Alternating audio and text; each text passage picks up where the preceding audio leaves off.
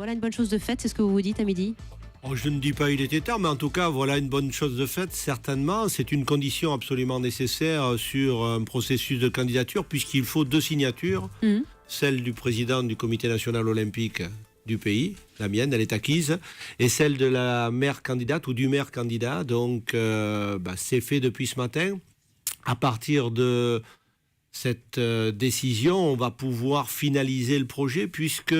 Et je crois que c'est ce qui nous différencie aussi des candidatures précédentes. On a souhaité faire un dossier complet de façon à avoir résolu un maximum de problématiques avant de se lancer dans la course officielle. Parce que le plus important, c'est ce qui reste à venir. Bien sûr, mais on sait qu'il y a des villes requérantes, Rome, Hambourg, Boston. On attendait la candidature de Paris. On n'est pas parti trop tard.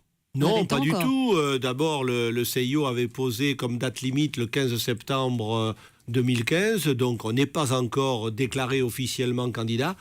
On devrait le faire au début de l'été. Ça veut dire que ça ne peut pas nous porter préjudice, en tout cas. Non, absolument pas. Et au contraire, je pense que la démarche suivie est une démarche innovante et appréciée comme telle. Alors nous avons les auditeurs en studio au 3921 qui participent et qui vous questionnent. Tenez madame, alors cette première étape, est-ce que ça vous semble positif d'imaginer Paris, capitale des JO en 2024? Qu'est-ce que ça vous inspire? A priori, comme beaucoup de gens, moi je suis effectivement tout à fait favorable. Mais je me pose une question, est-ce qu'on est capable de faire une estimation coût-bénéfice ?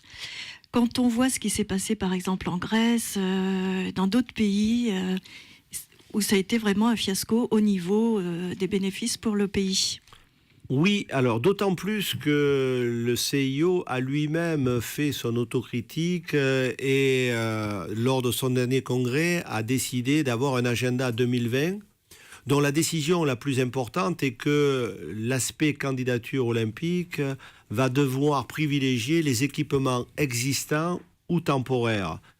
Donc on peut penser, entre guillemets, la fin des éléphants blancs dont vous venez de parler. Je crois que la France et le territoire parisien ou francilien ont suffisamment d'équipements de qualité existants. Le Stade de France, le Vélodrome, le Gol de Saint-Quentin, la Bercy Arena qui va être rénovée, Roland-Garros. Puis ce qui manque sera fait de manière temporaire dans des sites patrimoniaux comme le Grand Palais, la Tour Eiffel, les Invalides, qui rehausseront justement le prestige de l'événement. Franchement, il nous manque un centre aquatique, ça on le sait, donc on fera en sorte qu'il y ait... un écrin à la dimension des nageurs français, parce qu'on est quand même la 3e nation mondiale sans avoir d'équipement sur le sujet. Et puis peut-être un dôme et le village. Alors le village, est-ce qu'on doit le considérer uniquement comme faisant partie d'un héritage sportif ou bien on lui donne aussi un héritage sociétal? Je crois qu'on peut quand même combiner les deux et se dire que le village, qui va faire quand même 20 000 logements, va servir aussi à la population. Peut-être aussi qu'il aura une autre forme de type université ou centre de recherche.